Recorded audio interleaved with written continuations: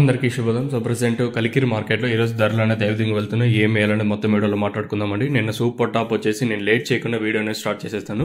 నిన్న super top వచ్చేసి మన కలికిరి మార్కెట్లో 160 రూపాయలు సూపర్ టాప్ ఉంటే ప్రస్తుతం ఆ సూపర్ టాప్ అనేది 200 రూపాయలుగా ఉంది. ఒక నిన్నటితో పోల్చుకుంటే ఒక 40 రూపాయల వరకు అయితే ధర అయితే పెరిగిందని చెప్పొచ్చు.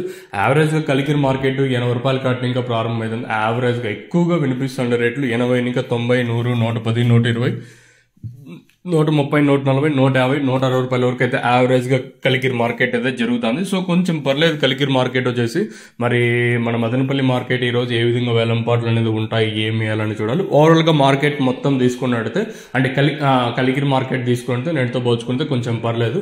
ఏమైనా అనంతపురం మార్కెట్ లో రోజు రోజుకి దిగుమతులు అయితే తగ్గుతా ఉన్నాయి. నిన్ననే ఈ మ్యాటర్ అనుకుంటా డిస్కషన్ చేసింది మనము. ఇంకా అనంతపురం మార్కెట్ కూడా అన్ సీజన్ స్టార్ట్ అయిపోతుంది అని అనుకున్నాము. సో మాక్సిమం ఇదే జరిగే ఛాన్స్ కూడా ఎక్కువగానే ఉన్నాయి.